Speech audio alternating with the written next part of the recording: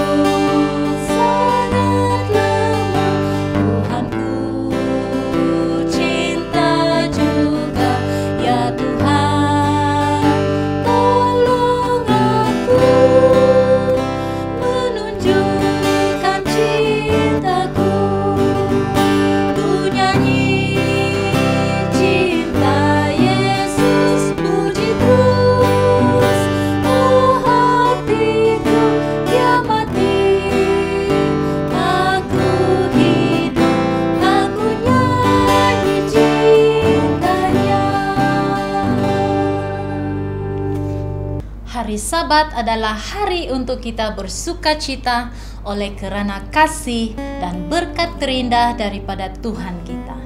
Kita bergirang karena Dia telah menyediakan untuk kita hari perhentian dan istirahat, hari kebaktian dan ibadah, hari persekutuan dengan Allah dan juga keluarga yang dikasihi.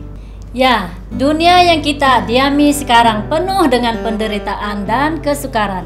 Kita sudah penat dan berasa terlalu lelah mengharungi badai dan gelombang hidup kita. Marilah kita nyanyikan lagu yang indah ini, membawa puji syukur kepada Bapa dan Raja, karena sudah tersedia bagi kita sebuah dunia yang baru. Bergiranglah, tetaplah bergirang. LPMI 101 Girang.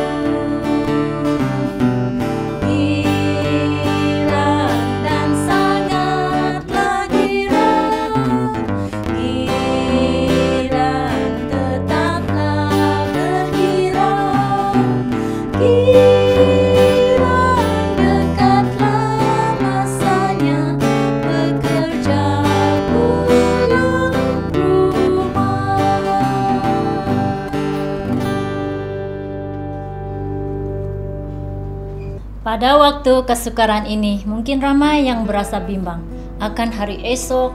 Apakah kita mempunyai kepastian akan keselamatan dan kesejahteraan kita pada hari-hari yang mendatang?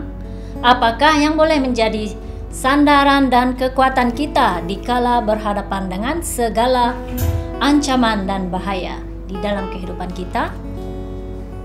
Ya, hanya Yesuslah satu-satunya jalan kelepasan bagi kita. Dia telah merasai segala penderitaan yang kita rasai. Dia telah mati namun telah bangkit dan hidup. Oleh kerana Dia hidup, masa depan terang. Oleh kerana Dia hidup, segala takut hilang. Kita pasti masa depan kita penuh pengharapan kerana Yesus hidup. LPMI 159, karena Yesus hidup.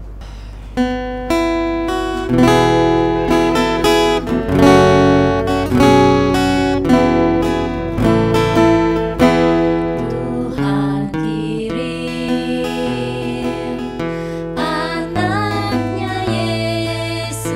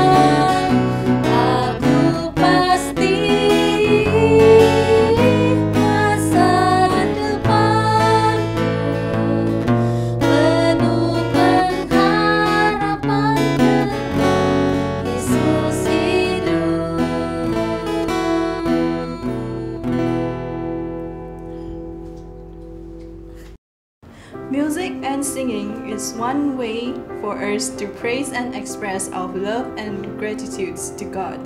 The Lord wants us to love Him with all our hearts and mind and soul. He wants us to draw ourselves closer to Him each and every day. Ya, Yesus mengundang kita untuk selalu datang kepadanya.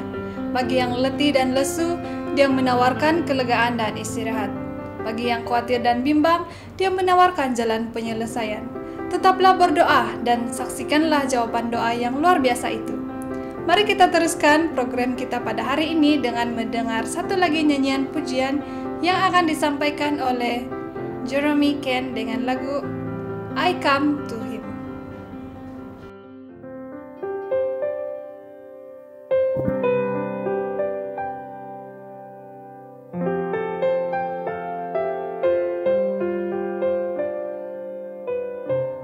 They came to Jesus in Galilee, seeking the Master to learn at His feet. How kind His teachings, how gentle His voice, and in His word every heart may rejoice. For blessed He said are the humble and meek,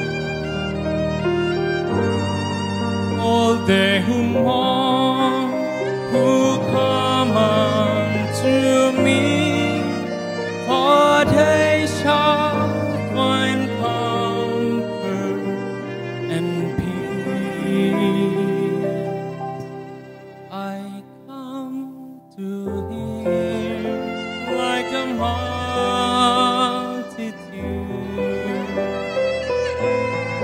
fed by His wisdom,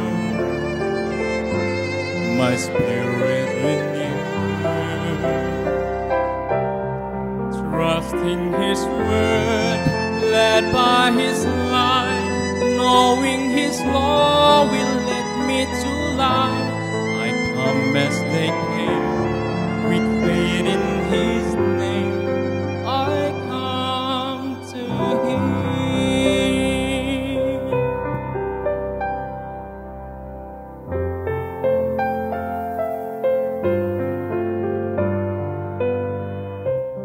They saw the healer, they brought their lame,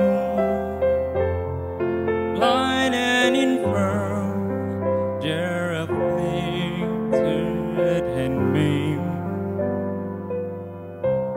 They cried to Jesus in sorrow and loss. O Son of David, have mercy on us. They reach out to Him in their suffering and grief. Trusting His power, they sought Him in faith, and thus were they healed by His grace. I come to Him like the blind and lame, seeking His mercy to quiet my pain. For as He blessed His children of all, I trust in His power to succor my soul. I come as they came, with faith in His name. I come to Him.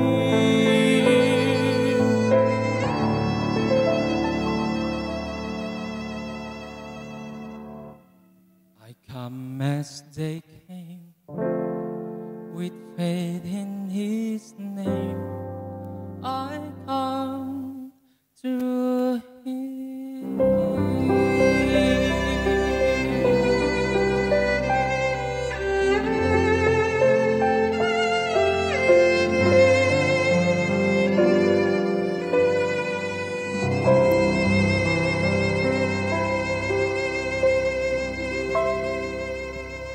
Alkitab adalah firman Allah yang hidup dan berkuasa untuk mengubah hidup kita sesuai dengan rencana dan kehendak Allah yang kudus. Kita merasa bersyukur karena pelajaran kita pada triwulan ini bertemakan cara-cara untuk mentafsir Alkitab dengan pimpinan Roh Kudus Tuhan. Yes, we have come to our Sabbath school lesson summary that we will be led by Juraina Mabin. Our topic for this week lesson study is about the origin and nature of the Bible. Right after the lesson summary, we will be watching together a short video clip with the theme Generosity. Shalom. Selamat hari Sabat kepada saudara-saudari yang dikasihi Tuhan dimanapun Anda berada pada Sabat ini. Pastinya ini adalah Sabat yang ketiga kita beribadah di rumah masing-masing disebabkan adanya perintah kawalan pergerakan yang diberikan oleh kerajaan kepada kita.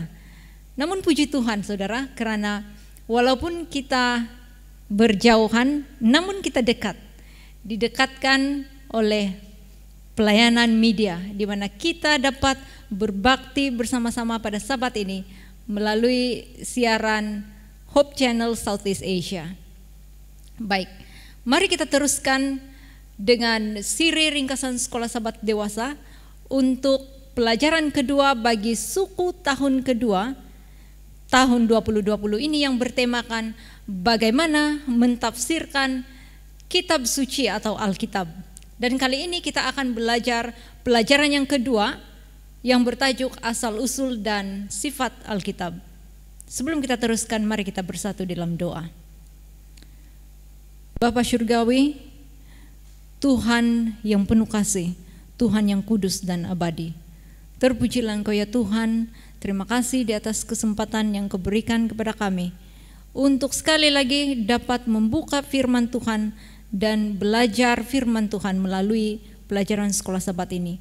Curahkanlah Roh Kudus-Mu pada setiap satu kami Tuhan untuk membimbing dan menuntun pikiran kami, supaya firman Tuhan yang kami akan pelajari ini dapat memberi keyakinan, pengharapan, serta damai sejahtera kepada kami di tengah-tengah kesusahan dunia ini. Terima kasih Tuhan di atas penyertaan-Mu. Di dalam nama Yesus kami berdoa. Amin. Saudara yang dikasihi Tuhan, cara pandang Anda pada suatu perkara banyak menentukan cara faham Anda pada perkara itu. Dan untuk memahami suatu perkara dengan benar dan jelas, kita memerlukan kaedah dan pendekatan yang tepat untuk mempelajari perkara itu. Contohnya, kita tidak dapat memahami pelajaran matematik dengan menggunakan kaedah pembelajaran sosiologi. Begitu juga kita tidak dapat memahami pelajaran sejarah dengan menggunakan kaedah pembelajaran fisik. Nah, sama halnya dalam belajar dan memahami Alkitab, kebenaran rohani dari Alkitab tidak mungkin dapat difahami dengan benar apabila seseorang itu menggunakan cara pandang atheist atau tidak percaya adanya Tuhan, atau seorang yang membuka Alkitab dengan mindset bahwa Alkitab itu adalah bukan berasal dari Tuhan. Nah, oleh itu pelajaran Sekolah Sabat kita sepanjang minggu ini mengajak kita untuk melihat 5 aspek asas mengenai asal-usul dan sifat Alkitab yang akan memberi impact kepada cara kita mentafsir dan memahami Alkitab. Karena apabila kita memahami asal-usul dan sifat Alkitab, maka kita akan dapat membaca dan memperlakukan Alkitab dengan benar. Mari kita sama-sama membaca ayat hafalan kita di dalam 1 Tesalonika 2 ayat 13. Dan karena itulah kami tidak putus-putusnya mengucap syukur juga kepada Allah, sebab kamu telah menerima firman Allah yang kami beritakan itu, bukan sebagai perkataan manusia, tetapi dan memang sungguh-sungguh demikian, sebagai firman Allah yang bekerja juga di dalam kamu yang percaya.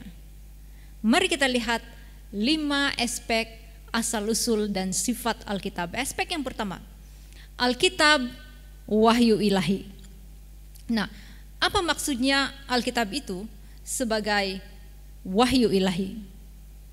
Saudara, wahyu atau revelation, seperti yang pernah kita pelajari sebelum ini, membawa arti bahwa sesuatu yang dulunya tertutup atau disembunyikan sekarang telah didedahkan atau dinyatakan supaya hal itu diketahui oleh manusia, yaitu rencana keselamatan yang Allah siapkan dan laksanakan melalui Yesus Kristus. Siapa yang menyatakannya atau mendedahkannya?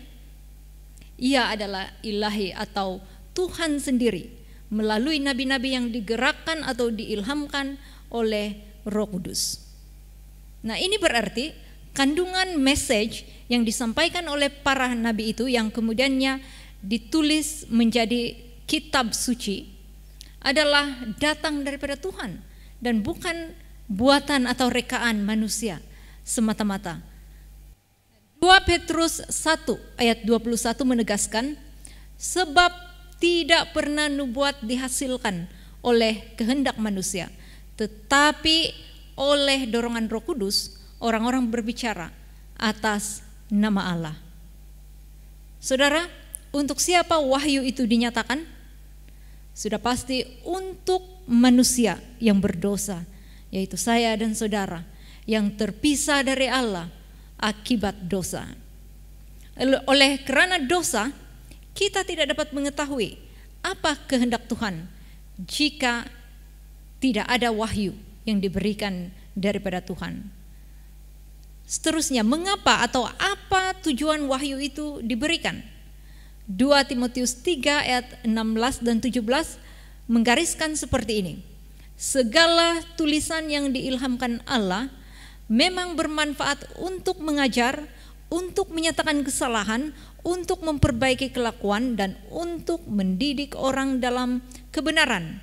Dengan demikian, tiap-tiap manusia kepunyaan Allah diperlengkapi untuk setiap perbuatan baik. Saudara, melalui firman Tuhan, oleh pertolongan Roh Kudus, saudara dan saya dapat diperlengkapi untuk setiap perbuatan baik. Begitu juga dalam hal mentafsirkan makna firman Tuhan oleh pertolongan Roh Kudus dan bukan bergantung pada pendapat sendiri, kita dapat memahami kehendak Tuhan dalam hidup kita. Aspek yang seterusnya, proses pengilhaman Alkitab.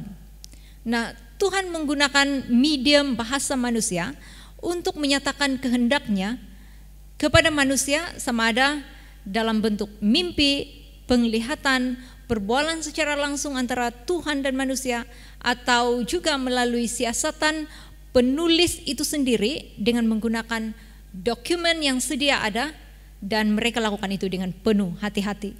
Lalu wahyu ilahi ini atau Alkitab ditulis oleh para penulis melalui ilham Roh Kudus.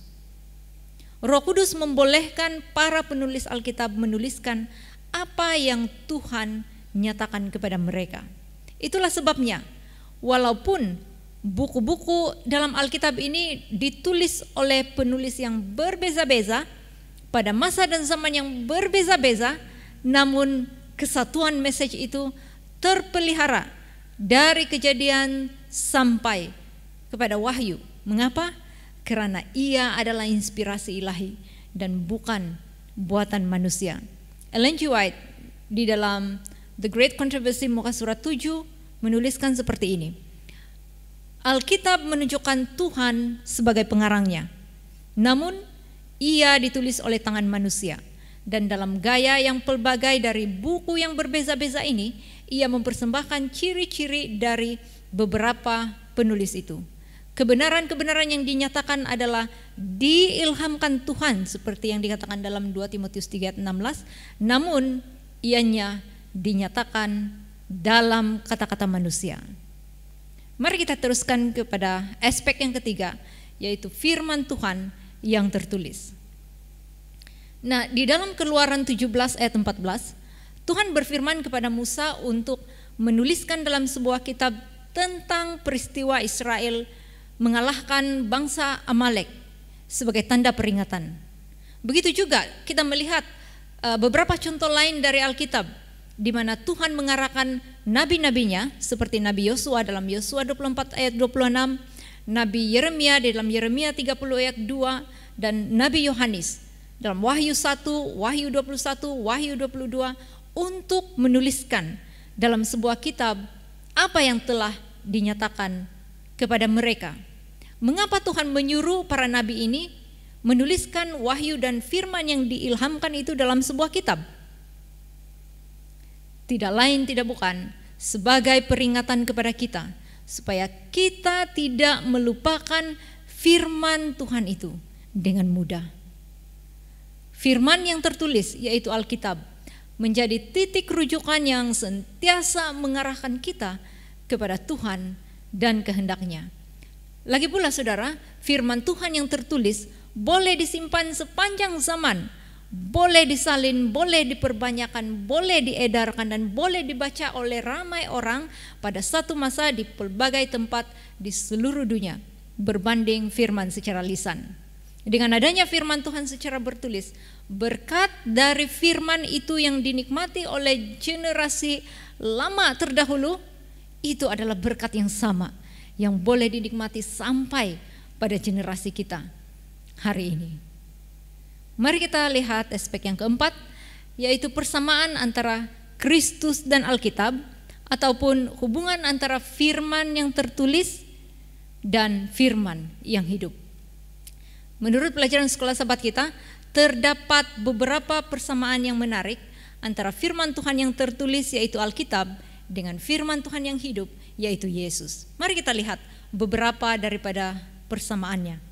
Yang pertama, sama seperti Yesus yang secara ajaib dikandungkan oleh Roh Kudus, namun dilahirkan di dunia ini oleh seorang perempuan.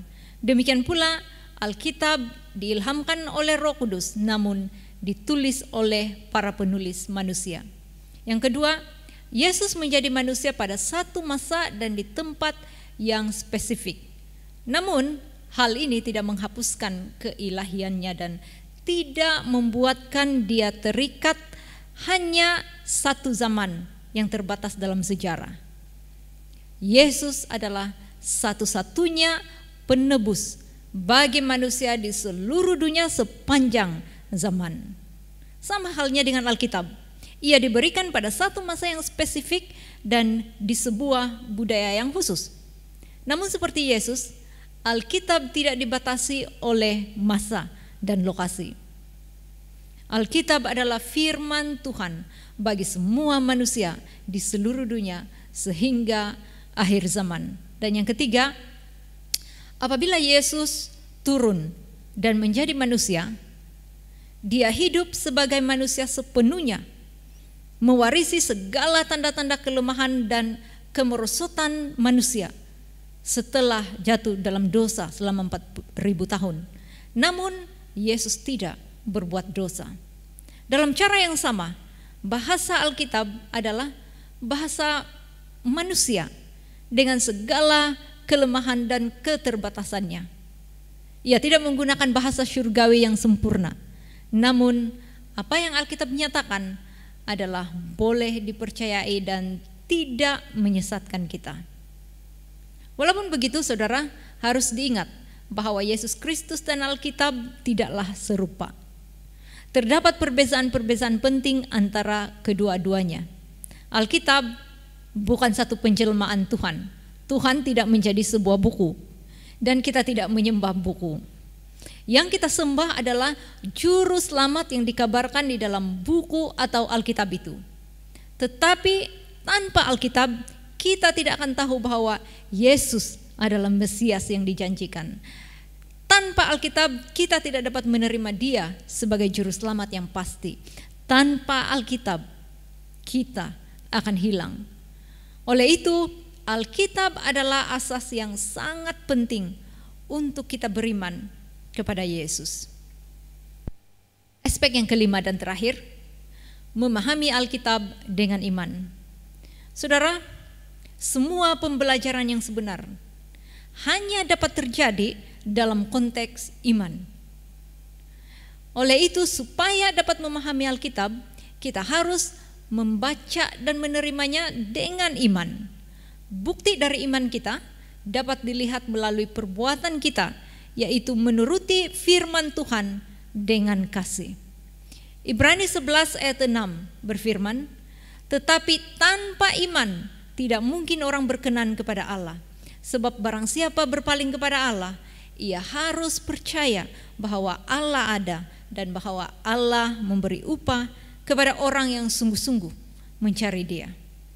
Oleh itu adalah sangat penting untuk belajar Alkitab dengan iman, mengakui asal-usulnya yang ajaib daripada Tuhan, dan bukan memandang Alkitab sebagai buku manusia biasa.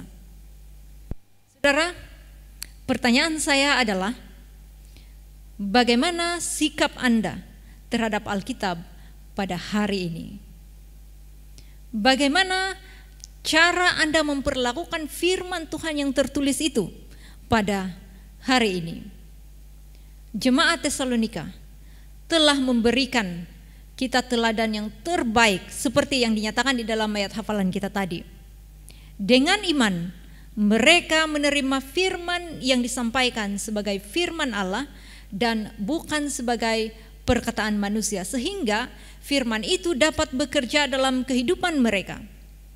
Saudara, mari kita sungguh-sungguh menuruti teladan dari jemaat Tesalonika ini, supaya sebagaimana firman Tuhan bekerja di dalam diri mereka, firman yang sama yang ada di tangan kita pada hari ini dapat bekerja oleh pertolongan Roh Kudus dalam hidup kita untuk mengajar, untuk menyatakan kesalahan, untuk memperbaiki kelakuan kita, untuk mendidik kita dalam kebenaran, terlebih untuk menunjukkan jalan keselamatan kepada kita melalui Yesus Kristus, Juru Selamat kita.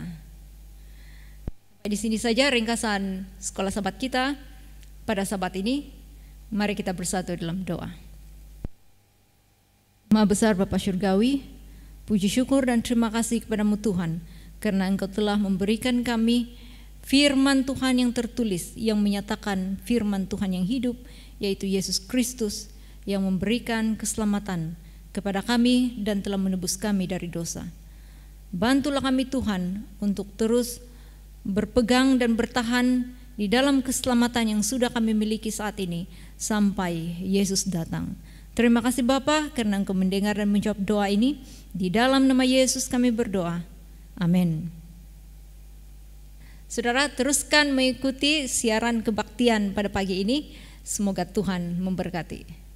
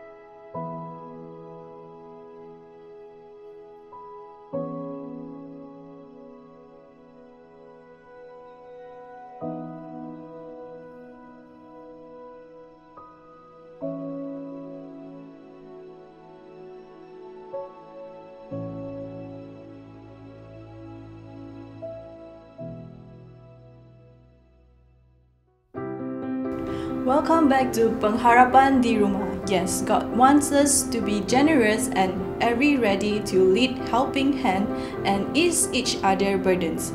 Jesus left splendor of heaven and experienced pain, suffering and death, just so that we can be saved and won back to the Father. Iya, oleh karena pengorbanan itulah kita beroleh kemenangan ke atas dosa-dosa kita. Marilah kita membaca, menyelidiki, dan menghidupkan kebenaran firman-Nya di dalam kehidupan kita. Firman inilah yang akan memberikan kita kuasa untuk berhadapan dan seterusnya mengalahkan musuh-musuh rohani kita. We will now continue with our children's story, which will be brought to us by Sister Shanti Tampuran. Right after the children's story, we will be favored with another song of praises entitled Mengejar Hadirmu, to be presented by Swanteni Willy, Exalti Terence, together with a guitar accompaniment by Frankie Bilu.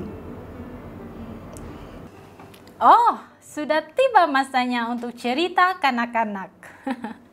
Saya hampir terlupa karena sebenarnya saya sedang mencari sesuatu. Beberapa fakta mengenai haiwan. Tahukah adik-adik, di antara banyak haiwan yang diciptakan Tuhan di dunia ini, ada haiwan yang dikategorikan sebagai haiwan yang setia.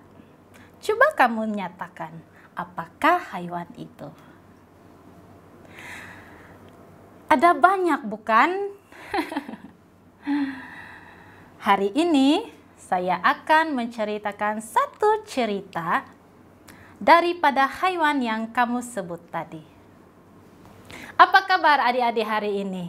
Saya sangat gembira dapat bertemu dengan kamu semua sekali lagi pada Sabat ini.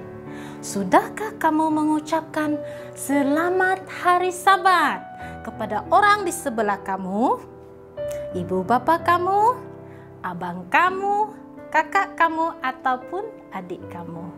Mari kita ucapkan selamat hari Sabat kepada mereka dengan senyuman dan berikan mereka satu pelukan yang sangat hangat. Saya percaya Tuhan sudah memberikan kita kegembiraan sepanjang 1 minggu yang sudah berlalu. Tuhan juga sudah pasti mendengar permohonan doa kamu.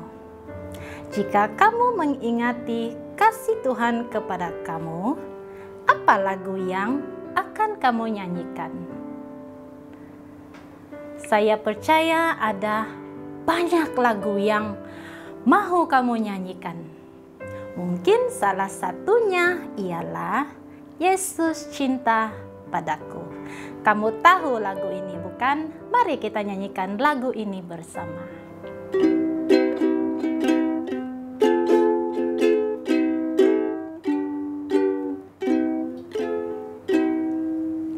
Yesus cinta padaku, Alkitab terangkan itu, meski kecil dan lemah, aku juga miliknya. Yang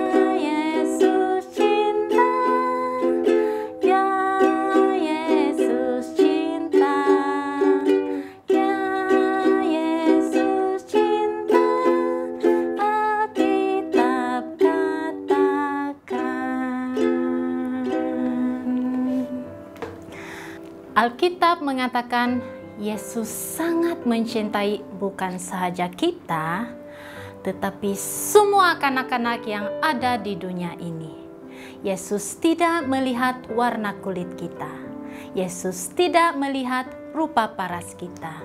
Semua kanak-kanak di dunia ini begitu istimewa di mata Tuhan. Mari nyanyikan lagu Yesus Cinta Anak-anak.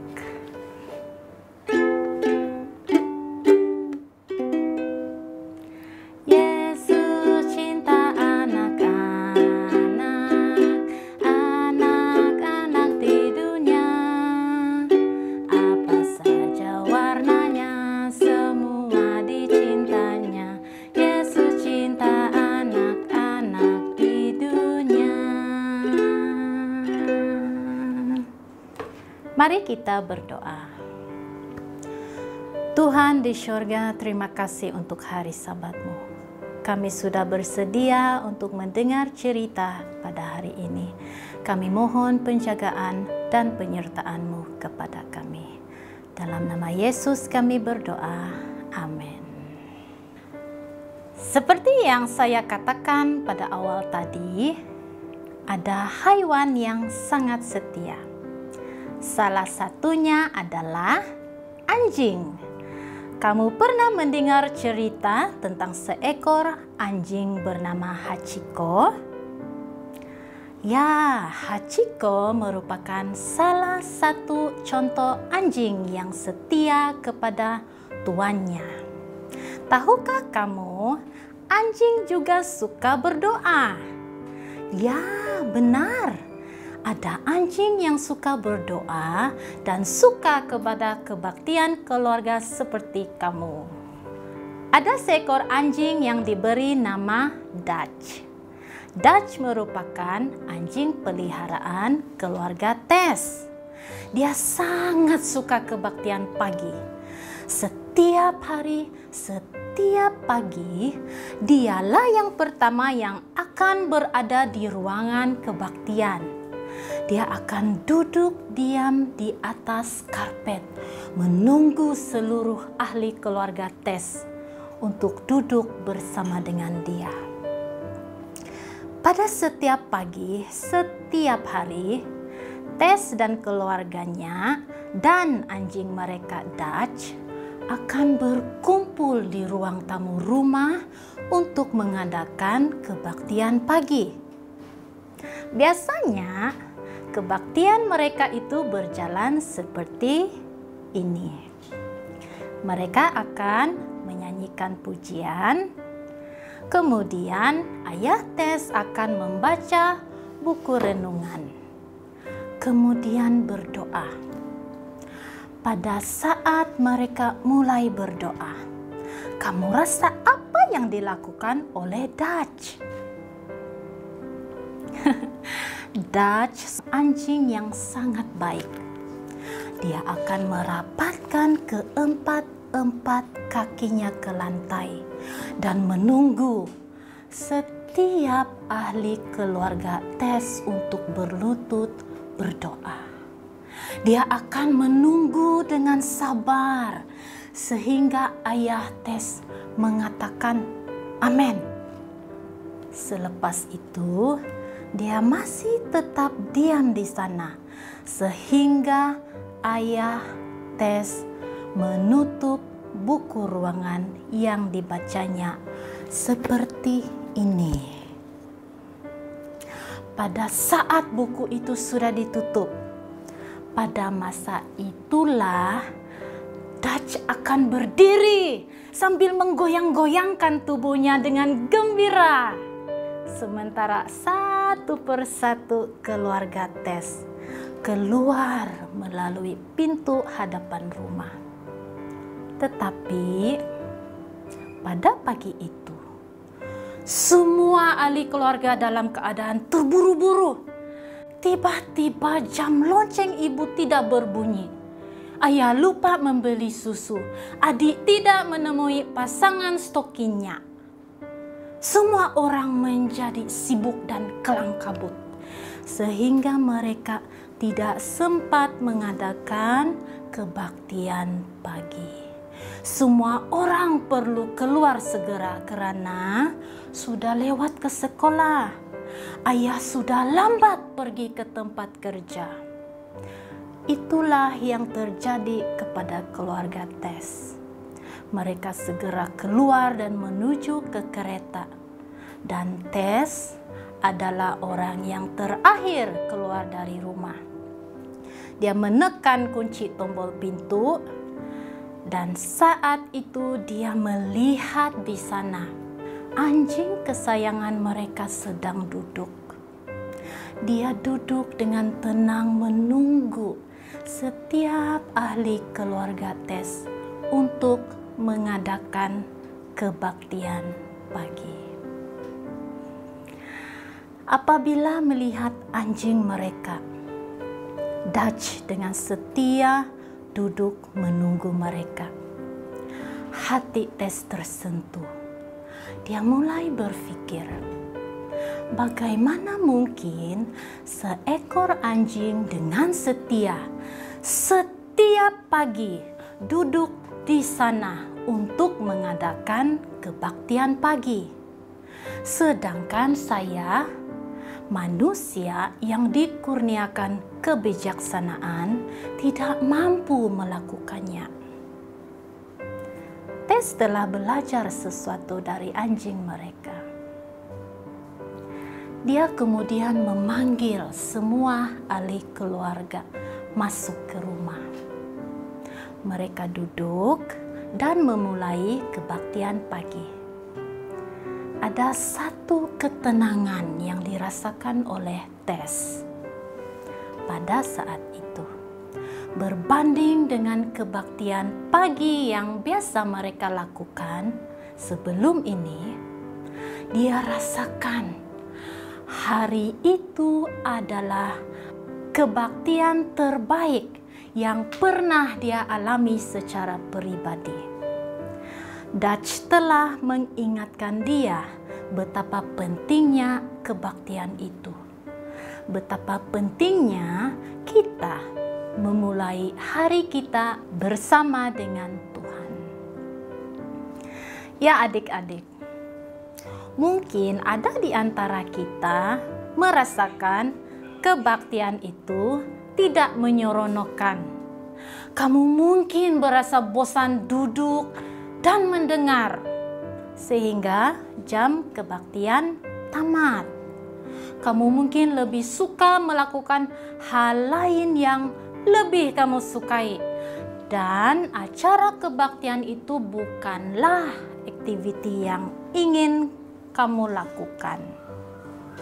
Tetapi tahukah kamu, setiap hari Yesus rindu kepada kamu. Yesus mau bermain bersama dengan kamu. Yesus mau berada di sisi kamu dimanapun kamu berada. Yesus itu dengan setia menunggu kamu datang kepada Dia setiap pagi, setiap saat dalam hidup kamu. Dalam Mazmur 100 ayat 2 mengatakan, beribadahlah kepada Tuhan dengan sukacita. Datanglah ke hadapannya dengan sorak-sorai. Ya adik-adik, jadilah seperti Dutch yang setia, yang tidak pernah berasa bosan dan tidak pernah meninggalkan karpetnya. Yesus sangat mengasihi setiap kita dan mau menjadi sahabat terbaik kita. Mari kita nyanyikan lagu Terima Kasih Yesus. Kita berterima kasih kepada Yesus oleh karena kebaikan dan kasih-Nya kepada kita.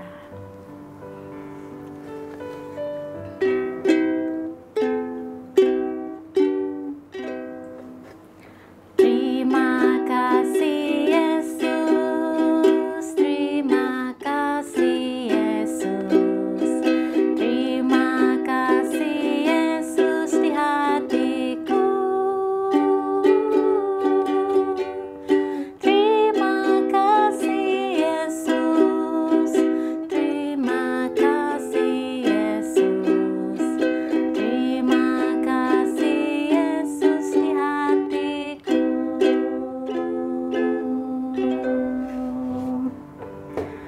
Mari kita berdoa.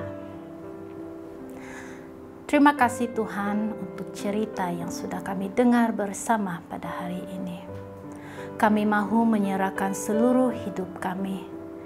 Engkau masuklah di dalam hati kami, karena Engkau begitu istimewa di hati kami Tuhan.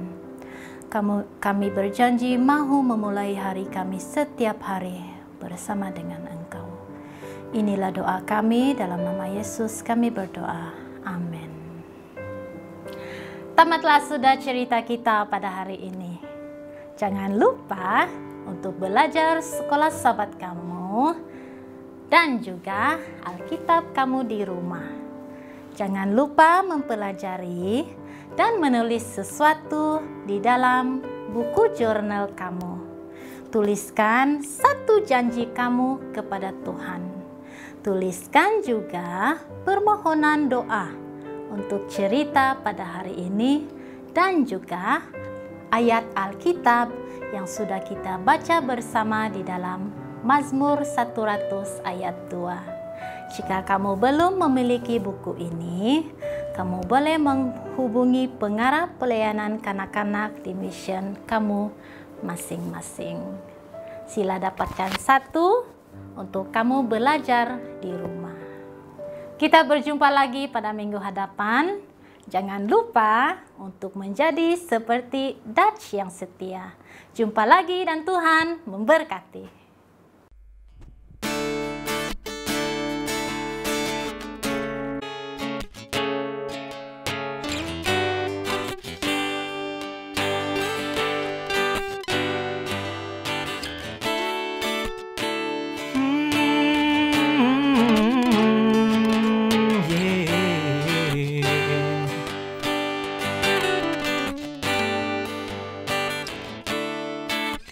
Dekat padamu, itu rinduku.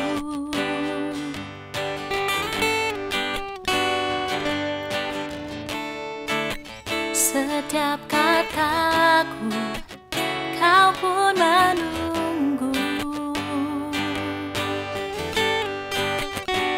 Tak kusangka ku temukan satu kasih yang abadi.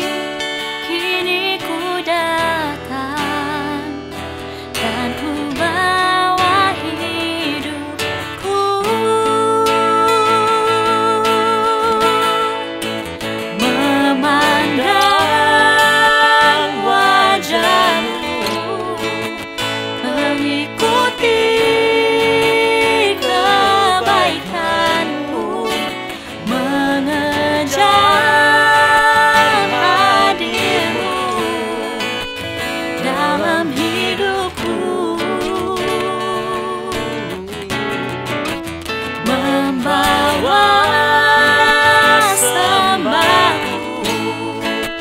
menyatakan kebesaranmu, mengejar hadirmu dalam hidupku.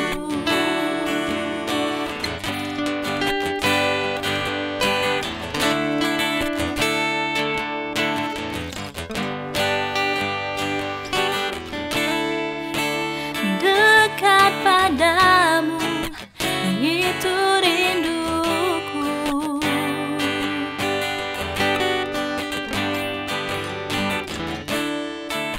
Setiap kataku, kau pun menunggu.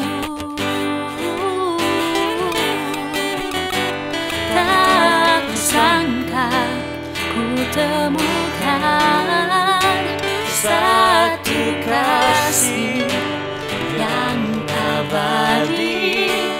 Kini ku datang dan ku bawa hidupku,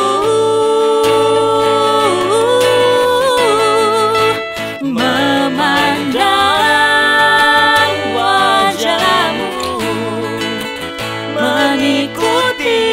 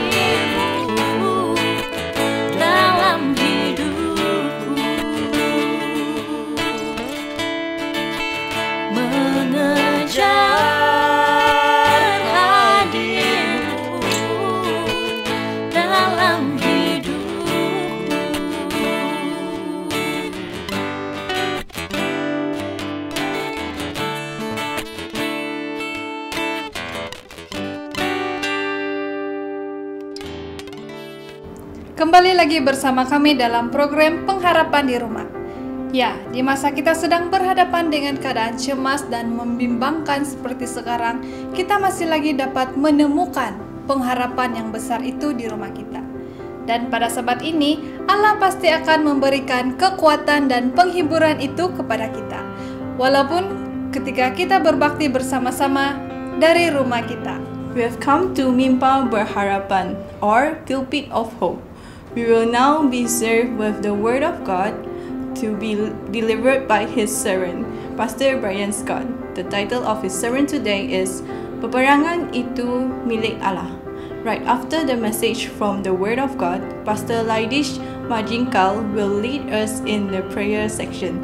May the Word of God brings to you great blessing and encourage today.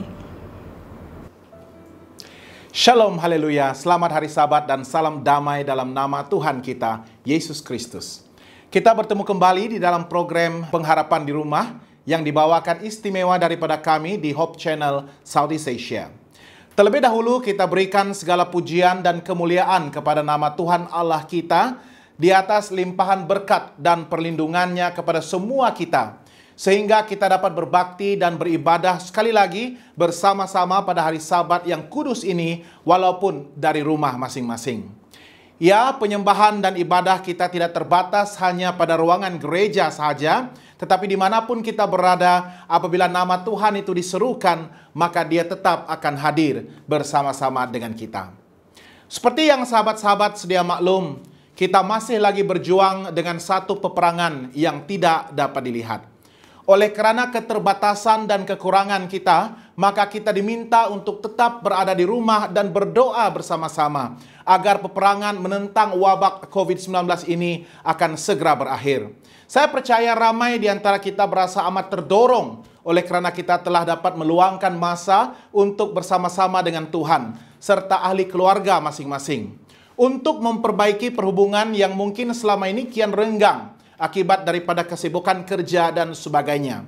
Tetapi kita juga tidak lupa kepada mereka yang telah kehilangan orang-orang tersayang akibat daripada jangkitan COVID-19 ini. Semoga Tuhan akan terus memberkati dengan kekuatan dan roh penghiburan kepada mereka untuk kekal setia dan melihat kepada pengharapan besar yang ada pada Sang Juru Selamat kita, Yesus Kristus. Bagi yang terpaksa berjauhan daripada keluarga tersayang, yang merasa rindu dan risau akan kesejahteraan serta kesehatan ahli keluarga masing-masing, berjauhan oleh karena tuntutan kerja dan juga perintah kawalan pergerakan ini, kita turut doakan agar sahabat semua juga diberkati dan dilindungi serta diberikan roh kedamaian, agar sahabat semua masih lagi berada dalam keadaan tenang serta damai. Peperangan ini pasti akan berakhir. Kemenangan itu pasti akan menjadi milik kita. Dan kita akan menyaksikan bagaimana Allah kita akan memperlihatkan kekuasaan dan kedaulatannya dalam hal ini. Tetaplah berdoa, jangan menyerah kalah, dan berjuanglah sehingga akhirnya. Bagi memulakan mimbar pengharapan kita pada hari ini, saya ingin mengundang sahabat semua untuk berdoa bersama-sama dengan saya. Mari kita bersatu di dalam doa. Tuhan Allah Bapa kami yang kami kasihi dengan sepenuh hati, jiwa, dan kekuatan kami. Allah yang kami tinggikan, Allah yang kami sembah siang dan malam. Pada pagi ini Tuhan, kami ingin membuka firman-Mu. Kami ingin menyelidiki dan ingin menemukan dorongan dan kekuatan daripada firman Tuhan, untuk mempersiapkan kami bagi menghadapi peperangan besar di dalam kehidupan kami. Untuk memberikan kami kekuatan akan keyakinan dan kepastian akan kemenangan yang Tuhan sudah sediakan untuk kami. Tuntun kami dengan Roh Kudus Tuhan. Berbicaralah melalui mulut hamba-Mu pada hari ini. Karena semua ini kami doakan dalam nama Yesus yang telah menjadi Juru Selamat dan Penebus kami. Amin.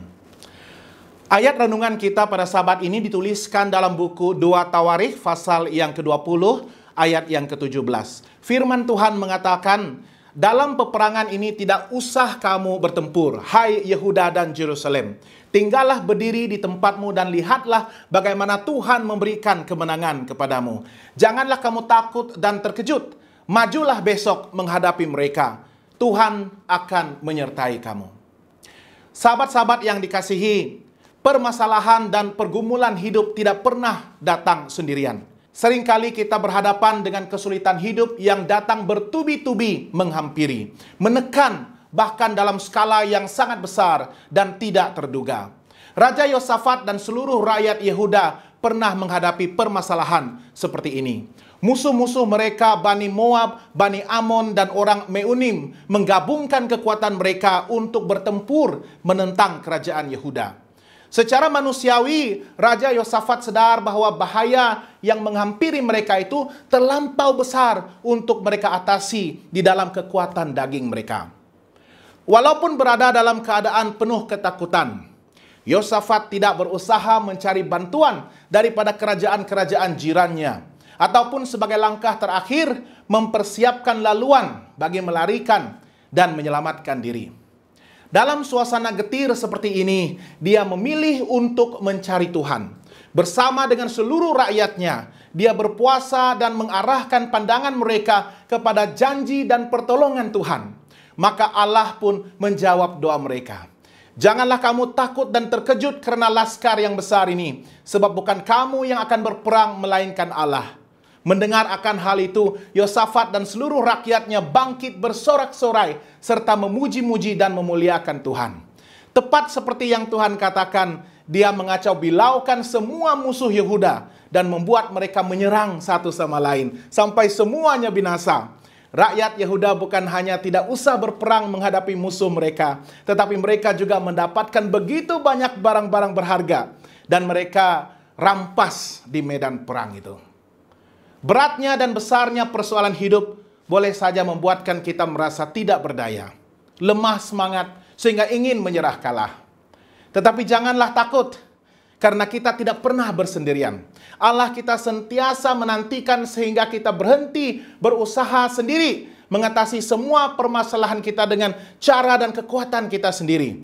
Carilah Tuhan terlebih dahulu, karena hanya di dalam Dialah kita akan dapat menemukan jaminan kepastian itu. Mulailah dengan merendahkan diri kita di dalam doa dan puasa. Serahkan segalanya kepada Tuhan yang akan mengerjakan kuasa-Nya di dalam hidup kita. Percayalah kepada Tuhan, kepada janji dan kasih setia-Nya, maka iman dan percaya kita akan tetap teguh. Jika kita tetap bersandar kepada-Nya dalam apapun keadaan di dalam hidup kita, kita akan dapat melihat bahwa Dia sudah pun menyediakan berkat di sebalik setiap peperangan dan permasalahan yang kita hadapi. Karena Dia adalah Allah yang setia, yang merencanakan hari depan yang penuh pengharapan kepada anak-anak-Nya. Sahabat-sahabat yang dikasihi, di dalam hidup ini kita pasti menghadapi berbagai tantangan yang menghadang kita. Setiap manusia pasti tidak terlepas daripada sebarang permasalahan. Akan tetapi semua permasalahan hidup tidak akan pernah melebihi kekuatan kita. Firman Tuhan dalam 1 Korintius 10 ayat 13 mengatakan, pencobaan-pencobaan yang kamu alami ialah pencobaan biasa yang tidak melebihi kekuatan manusia. Sebab Allah setia dan karena itu Ia tidak akan membiarkan kamu dicobai melampaui kekuatanmu. Pada waktu kamu dicobai, Dia akan memberikan kepadamu jalan keluar sehingga kamu dapat menanggungnya. Raja Yosafat dan seluruh bangsa Yehuda itu sedang menghadapi masalah. Tetapi apa yang pasti, mereka telah dapat mengatasi dan menewaskan peperangan besar itu. Persoalannya, bagaimanakah tindakan kita di dalam menghadapi permasalahan dan peperangan besar di dalam hidup kita? Perkara pertama yang Raja Yosafat lakukan adalah untuk mencari Tuhan. Dalam 2 Tawarikh 20 ayat 3 dan 4, firman Tuhan mengatakan, Yosafat menjadi takut, lalu mengambil keputusan untuk mencari Tuhan. Dia menyerukan kepada seluruh Yehuda supaya berpuasa. Dan Yehuda berkumpul untuk meminta pertolongan daripada Tuhan. Mereka datang dari semua kota di Yehuda untuk mencari Tuhan. Saat musuh mulai menyerang kerajaannya, Yosafat mengambil tindakan mencari Tuhan. Dia tahu bahwa hanya Allah sahaja yang dapat menolong hidupnya. Dan dia tidak mampu menghadapi hal itu bersendirian. Dia juga memerintahkan bangsanya untuk mencari Tuhan. Sehingga seluruh bangsa Israel itu mencari Tuhan. Dalam mencari Tuhan, Yosafat mengakui bahwa hanya Allah yang berkuasa. Dan hanya Allah yang memiliki kekuasaan di semesta alam. maka dengan itu Allah sudah pasti memiliki kuasa untuk menolong hidup mereka. Oleh karena tindakan pantas Yosafat mencari Tuhan, maka mereka telah dijamin kemenangan mereka. Orang Kristen yang tidak mau mencari Tuhan di saat menghadapi masalah adalah orang yang sombong. Oleh karena mereka hanya ingin bersandar kepada kekuatan mereka sendiri, sehingga tidak akan ada jalan keluar yang mereka peroleh. Justru semakin banyak pula rintangan dan dugaan yang mereka hadapi. Seperti kisah Raja Yosafat, Allah membuatkan musuh-musuhnya saling berperang. Jika difikirkan secara manusiawi, hal ini tidak mungkin terjadi. Tetapi saat kita mencari Tuhan dan menyerahkan masalah kita kepadanya, maka Allah pasti akan bertindak dalam penuh kekuasaan. Bahkan tindakan Allah itu tidak dapat terselami dan dimengertikan oleh keterbatasan pikiran kita. Oleh itu dalam menghadapi masalah, carilah Tuhan, maka Dia akan memberikan kekuatan kepada kita. Firman Tuhan dalam Yesaya 55 ayat 6 mengatakan, carilah Tuhan selama Dia berkenan ditemui, berserulah kepadanya selama Dia dekat. Perkara kedua yang Raja Yosafat lakukan adalah dengan membangun mezbah keluarga. Yosafat memerintahkan rakyatnya untuk mencari Tuhan. Dia tidak mau ada rakyat yang tidak mencari Tuhan. Bahkan tidak hanya mencari Tuhan, tetapi dia juga memerintahkan Israel untuk berpuasa.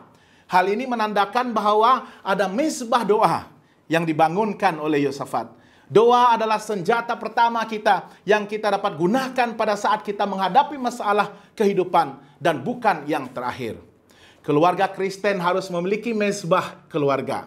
Mezbah keluarga sangatlah penting, sebab masalah yang dihadapi oleh seorang suami adalah masalah keluarga juga. Begitu juga sebaliknya, bila seorang anak memiliki masalah dalam sekolah, maka hal itu akan menjadi masalah yang harus dihadapi oleh ibu bapanya. Artinya, tidak ada dalam keluarga yang berusaha mencari jalan sendiri dengan kekuatannya. Kekuatan sesebuah keluarga adalah ketika keluarga itu mempunyai mezbah doa. Dalam mezbah keluarga, setiap anggota keluarga saling menguatkan dan saling mendoakan, serta saling terbuka di antara satu sama lain. Jadi bangunkanlah mezbah doa di dalam keluarga kita. Firman Tuhan mengingatkan kita dalam Amsal 3 ayat 33, kutuk Tuhan ada di dalam rumah orang fasik, tetapi tempat kediaman orang benar diberkatinya. Binalah rumah doa bagi Tuhan dan hidupkanlah iman itu di dalam hati, pikiran, dan gaya hidup setiap ahli keluarga kita. Raja Yosafat juga memerintahkan seluruh rakyatnya untuk berpuasa. Hal ini menandakan bahwa mereka tidak memiliki kekuatan apapun untuk melawan musuh mereka. Dan mereka hanya bersandar serta berserah penuh kepada Tuhan saja. Untuk melihat kuasa Allah, kita tidak hanya berdoa, tetapi juga berpuasa. Berpuasa merupakan tindakan iman kita kepada Tuhan. Terdapat beberapa sebab kenapa umat Tuhan harus berpuasa. Pertama sekali, untuk mempersiapkan diri bagi pelayanan. Yesus menghabiskan 40 hari dan malam di padang belantara, berpuasa dan berdoa sebelum dia memulai pekerjaan Tuhan di bumi ini. Dia memerlukan waktu bersendirian untuk mempersiapkan diri melakukan kehendak Bapanya. Yang kedua, untuk meminta hikmat daripada Tuhan. Paulus dan Barnabas berdoa dan berpuasa untuk ketua-ketua gereja sebelum menyerahkan mereka kepada Tuhan dan untuk melayaninya. Yang ketiga, untuk menunjukkan kesedihan. Nehemia berduka, berpuasa dan berdoa ketika dia mengetahui tembok-tembok Yerusalem telah dihancurkan, membuatkan orang Israel menjadi kecewa dan dipermalukan. Yang keempat, untuk menyatakan pertobatan. Setelah Yunus menyatakan penghukuman terhadap kota Nineve, raja menutupi dirinya dengan kain kabung dan duduk di atas debu. Dia kemudian memerintahkan orang untuk berpuasa dan berdoa. Untuk mendapatkan kemenangan. Setelah kehilangan 40.000 orang dalam pertempuran dalam 2 hari, orang Israel berseru kepada Allah untuk meminta bantuan. Hakim-Hakim 20 ayat 26 mengatakan bahwa semua orang pergi ke Betel dan menangis di hadapan Tuhan. Mereka juga berpuasa sampai senja. Hari berikutnya Tuhan memberikan mereka kemenangan atas orang-orang Benyamin. Sahabat-sahabat yang dikasihi, hidup Kristiani adalah kehidupan rohani yang luar biasa. Dan kita perlukan kuasa Tuhan untuk kehidupan itu. Hidup Kristiani bukan dengan keperkasaan dan bukan dengan kekuatan, melainkan dengan roh Tuhan. Hanya Tuhanlah yang sanggup dan mampu untuk memenangkan kita di dalam peperangan rohani kita. Oleh yang demikian, arahkanlah mata kita kepada Dia. Seperti juga pengalaman pemazmur dalam Mazmur 121 ayat 1 dan 2. Aku melayangkan mataku ke gunung-gunung. Dari manakah akan datang pertolonganku? Pertolonganku ialah dari Tuhan yang menjadikan langit dan bumi. Kalau mata kita tetap tertuju kepada Dia, kita akan berada di atas situasi-situasi kita. Dan kemenangan itu sudah pasti menjadi milik kita. Vernon Grounds menceritakan suatu peristiwa yang terjadi ketika dia berada di sekolah kependetaan. Oleh karena sekolah kependetaan itu tidak mempunyai gelanggang, maka dia dan rakan-rakannya bermain bola keranjang di sekolah awam yang berdekatan. Dan sekolah itu terletak tidak jauh dari tempat mereka. Dan di sebelah tempat mereka bermain itu ada seorang lelaki tua, seorang tukang cuci yang sedang menunggu mereka berhenti bermain dengan penuh sabar. Dia sedang duduk sambil membaca Alkitabnya. Selesai permainan itu, seorang rakan bertanya kepada orang tua itu, apa yang dibacanya? Dia menjawab, buku Wahyu. Dengan agak terkejut, rakan itu bertanya sama ada orang tua itu memahami apa yang dibacanya. Oh ya, saya sangat memahami. Jawab orang tua itu dengan penuh keyakinan. Apakah yang dimaksudkannya? Tanya rakannya lagi. Dengan perlahan orang itu menjawab, ianya bermaksud Yesus akan menang. Vernon Grounds menyimpulkan bahwa itulah penjelasan terbaik dari buku Wahyu. Bahwa Yesus pasti akan menang. Datanglah kepadanya sahabat-sahabatku, serahkanlah peperanganmu kepadanya, dan saksikanlah kemenangannya yang luar biasa itu terjadi di dalam hidupmu. Tuhan memberkati sahabat-sahabat semua, dan inilah doa saya di dalam nama Yesus Kristus Tuhan dan Juru Selamat kita. Amin. Terima kasih di atas khotbah yang telah disampaikan oleh Pastor Brian seperti tadi. Semoga kita semua telah diberkati. Mari kita semua berdoa. Maha besar Engkau Tuhan kami yang bertakhta dalam kerajaan surga. Di atas berkat kasih sayang-Mu Tuhan, Engkau telah mengizinkan kami untuk mengadakan live streaming dan membenarkan semua umat-umat Tuhan untuk mendengarkan firman Tuhan lewat program yang indah ini. Pada saat ini Tuhan, kami begitu mempunyai keperluan yang sangat besar untuk diperhatikan oleh Tuhan. Di antaranya adalah supaya Tuhan terus memberkati umat-umat Tuhan di seluruh dunia, sehingga kami semua dapat melibatkan diri dalam acara berdoa 100 hari. Dan Tuhan terus menjamah hati umat-umat Tuhan supaya mempunyai satu keinginan untuk mendapat kecurahan Roh Kudus zaman akhir, serta mempunyai keinginan untuk dibangun secara rohani. Dan kami juga ya Tuhan mendoakan semua frontliner yang sedang berusaha keras untuk menangani para pesakit yang sekarang ini masih terlantar di hospital, mereka yang sedang berusaha untuk bekerja demi keselamatan para pesakit, agar mereka dilindungi dari segala bahaya.